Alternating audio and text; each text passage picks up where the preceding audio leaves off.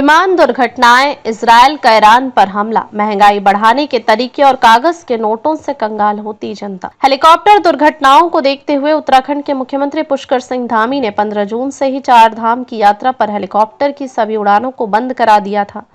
हालांकि मुख्यमंत्री पुष्कर सिंह धामी अगर जानते भी होंगे कि यह दुर्घटनाएं चीन करा रहा है, तब भी वह अपने मुंह से यह बात नहीं कहेंगे।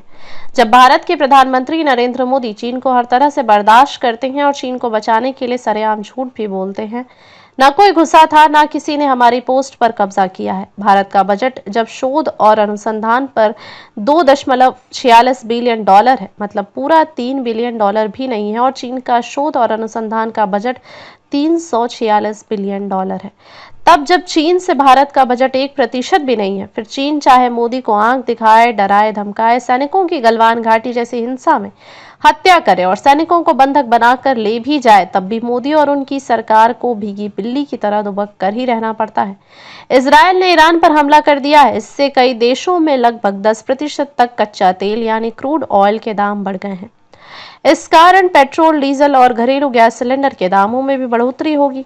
उसे उल्टा पढ़कर देखिए, कच्चा तेल यानी क्रूड ऑयल के दाम बढ़ाना है, जिसके कारण पेट्रोल, डीजल और घरेलू गैस सिलेंडर के दामों में बढ़ोतरी हो। इसके लिए इजरायल को ईरान पर हमला करना होगा। एक गौर करने वाली बात यह भी है कि दुनिया के जो देश ईरान से कच्चा तेल नहीं भी खरीदते, उन देशों में भी इसके दामों में बढ़ोतरी हो जाएगी। ऐसा पहली बार नहीं होगा। इससे पहले रूस और यूक्रेन के बीच हुए युद्ध के बाद पूरे विश्व में महंगाई बढ़ा दी गई थी। जिन देशों का रूस और यूक्रेन से कोई लेना देना ही नहीं था, वहां भी रूस और यूक्रेन के युद्ध के नाम पर महंगाई बढ़ा दी गई थी। भारत में जिन वस्तुओं का उत्पादन होता है, उन वस्तुओं का भी दाम रूस यूक्रेन युद्ध के नाम पर बढ़ा दिया गया है। रूस चाहता तो केवल 15 दिन में पूरे यूक्रेन को तबाह कर जीत हासिल कर सकता था, लेकिन आज 3 साल से ज्यादा समय होने के बाद भी यह युद्ध समाप्त नहीं हुआ है। पूरी दुनिया में महंगाई बढ़ाने के लिए ही इस युद्ध की रचना की गई थी। रूस और यूक्रेन दोनों देशों के मुखिया ने इस युद्ध की आड़ में अपना कार्यकाल खत्म होने के बाद भी इस खुद को राष्ट्रपति के पद पर आसीन रखा हुआ है। रूस के राष्ट्रपति ने इस युद्ध के दौरान अपने देश में चुनाव भी करा लिए और खुद जीतकर राष्ट्रपति भी बन गए। वहीं यूक्रेन के जेलेंस्की युद्ध की आपात स्थिति का हवाला देकर यूक्रेन की जनता की छाती पर लदे हुए हैं।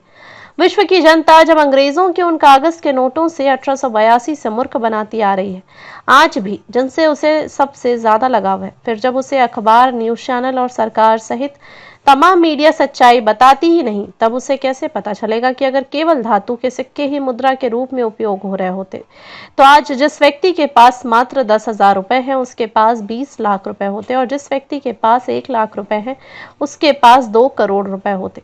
यह भी 1947 में निकल धातु की कीमत के 1 रुपए के सिक्के के वजन से आज 2025 में उस सिक्के की धातु की कीमत का मूल्य बताता है, जो आज 1947 से 2025 तक में 200 गुना बढ़ गया है।